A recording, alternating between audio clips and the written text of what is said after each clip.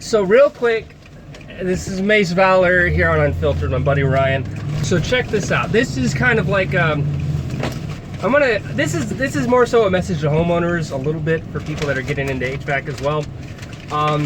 I need to talk about tune-ups because this has always been somewhat perplexing to me, is that homeowners have this assumption that a tune-up will tune up their system to a point where it doesn't need to really be maintained or anything.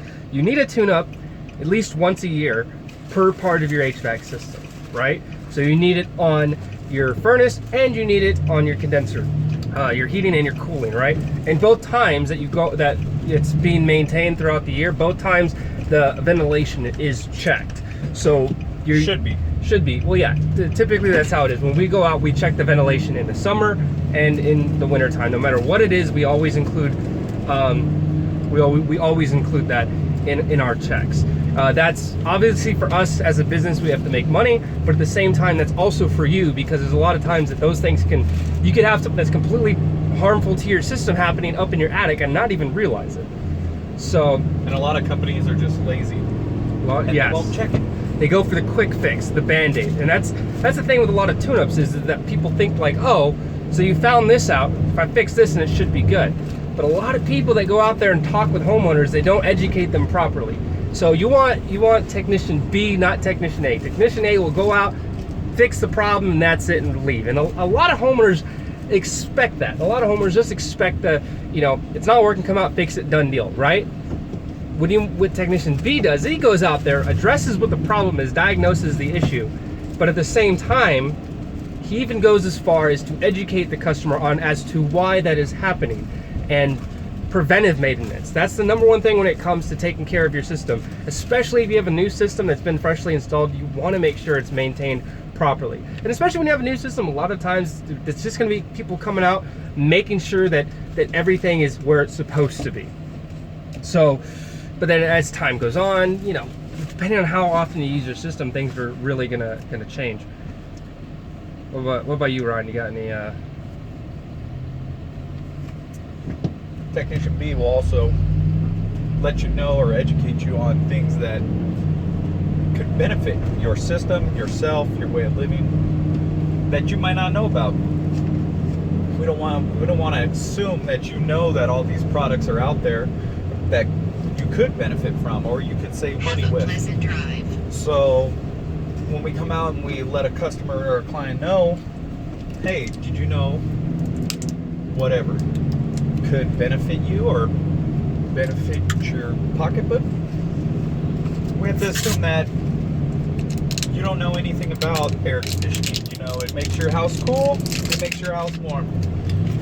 And if we don't let you know that these products are out there or these benefits are you can grasp, then we're not doing our job correctly. And it's not to say, oh, you're just trying to sell me something, sell you something. If it's, well, I like to think we do it properly, and no, we're not trying to sell anything. We're just trying to let you know, trying to educate you about the things that are out there, because I don't expect you to be an expert. Just like I'm not an expert in whatever field the homeowner is that for their career. I think it's called unconsciousness. You don't know. Subconscious, or I don't know. No, it's unconsciousness. So it's you don't know. Unconsciousness or Correct. Unconscious No. consciousness. No, that's the next step. Because then you go from unconsciousness, you don't know, to unconscious consciousness. Now you know, you still don't know anything about it, but you know what it is. Then you go to conscious consciousness, which is, all right, now I know, and I'm gonna know, now I know what to do it. And then there's something else. But, yeah. So, at least from my perspective and how we do everything, when we go out, we always give you want a technician who's going to give you options. You get a technician that comes to your home, and this is what you gotta do. And he basically provides you with ultimatums. It's like, either you do this or nothing. You need options, right? Make sure your technician addresses specifically what's going on, like what the issue is and how that one issue needs to be addressed. And that's another thing. A lot of times if a unit is down, if it's a non-op, you could fix one part of it, get it running, just to discover, oh, there's another part of it that's not working properly, that's going to lead into it shutting down again.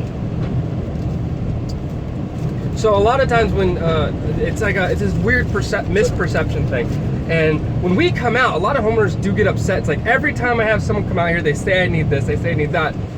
We try to word things very, very carefully so that the customer knows, hey, we're not saying that you necessarily need this. We're educating on you on how this necessarily works and how it will benefit you.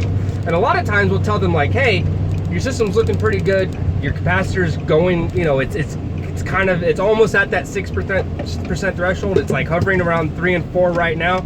So we would recommend that you would replace that before, you know, the capacitor gets too bad and it ends up taking out middle of summertime. Yeah. We're booking you a week out, and you know.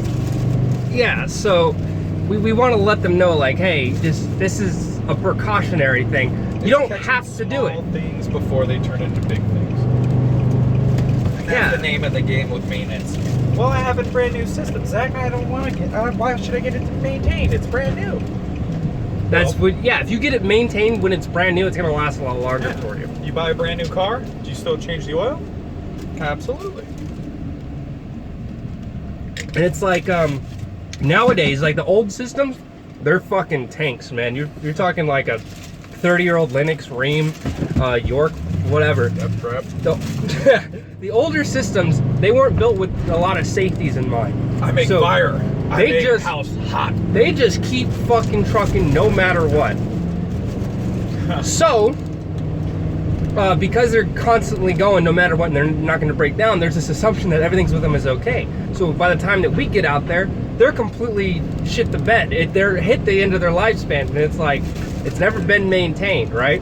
Nowadays, you have all these safeties. It's going to protect. The safeties are there not just to make sure the unit works properly, but that if something does come up, it's going to shut the unit down so that it doesn't harm other parts of it.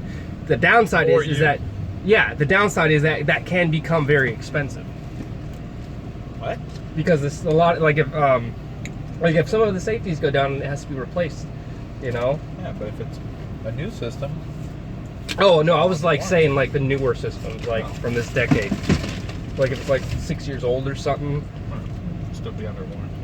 Yeah, it's not, it'll be under warranty, so it'll be fine. Anyway, well, you got anything else? Take care of your knees. Take care of your knees. Don't use tape. Don't use tape. If you use tape, use a squeegee. Make sure the letters are all facing the same way. This is Mace Valor with Unfiltered, signing off.